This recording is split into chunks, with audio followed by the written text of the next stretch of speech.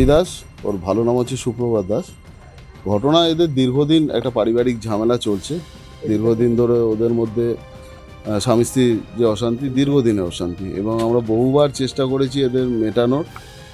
বাপি দাসের একটা সমস্যা ছিল, বাপি দাস একটু নেশা করে অশান্তি করতো, কিন্তু বাপি দাসের যেটা বক্তব্য ছিল বরাবরই ওর বউ অন্য কারোর সাথে ঘুরতে ঢুকতো, সন্দেহ, এইসব নিয়ে একটা ওদের মধ্যে সমস্যা ছিল।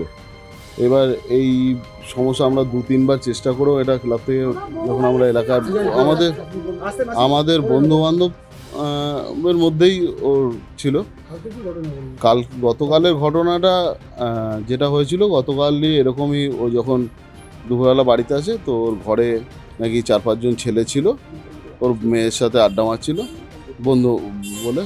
ওই নিয়েই ও একটু ড্রিঙ্ক করা ছিল, ওই নিয়েই অশান্তি শুরু হয় ওদের মধ্যে। মেয়ের এবং বাবার মধ্যে হাতাহাতি হয় এটা নিয়ে। ওদের পরিবারে যেটা হয়, মেয়ে, মা আর ছেলে, ওরা একদিকে আর বাবা একদিকে। তো বাবা দীর্ঘদিন ধরে আলাদাই খায়, ওরা মেয়েরা ছেলেরা আলাদা খায়। তো এসে যখন দেখেছে ওর একটা বাড়ির মধ্যে এইসব হচ্ছে, এই নিয়ে চিল্লামিল্লি, তো ওকে মারধর করে। এবং কালকেও ক্লাবে গেছিলো আমাদের, মারধর করে যে এখান থেকে লাঠি বাটি দিয়ে মেরেছে ওকে। তারপর ক্লাবে গিয়ে যখন বললো আমাকে মারছে, আমরা একটা কথা বলি, তুই আগে ভালো হয়, যেটা তুই প্রচণ্ড মুখ খারাপ করে আর নেশা করে, এটা ওর দোষ। তো তারপরে যাই হোক, এইসব করার পরে সন্ধ্যেবেলা ও আর বাড়ি ঢোকেনি। বিরাশি মাঠের সামনেও ওখানেই ছিল, রাতেও বাড়ি ঢোকেনি। তো সকালবেলা যেটা শুনি, আমার একজন ফোন করে এরকম, তো ওখানে বাপি সাহেবকর্মী মোড়ে পড়ে আছে, তো প্রচণ্ড ব্লিডিং হচ্ছে, তো অবস্থা খুব খারাপ। তো আমি সঙ্গে সঙ্গে ঘুম থেকে উঠে একটা টোটো নিয়ে যাই সাহেবকর্মী, গিয়ে দেখি ওখানে রক্ত পড়ে রয়েছে, বাপি নেই। তো জিজ্ঞেস করা তো বললো ওকে ওখানকার ছেলেরা হসপিটালে নিয়ে গেছে। ভোরবেলা 4:45টার সময় ছেলেটা দাঁড়িয়ে ছিল এখানে। আজকে ভোরবেলা 4:45টার সময় ছেলেটা দাঁড়িয়ে ছিল।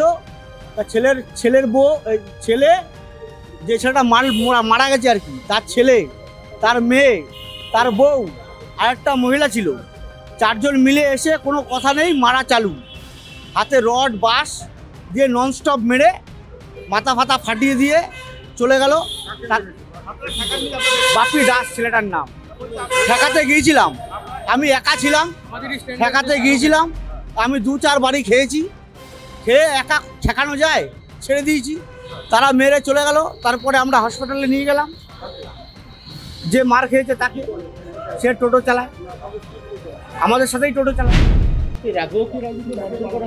হ্যাঁ, আগে পড়ছে, পা ভেঙে দিয়েছে, হাত ভেঙে দিয়েছে ওর পরিবার থেকেই।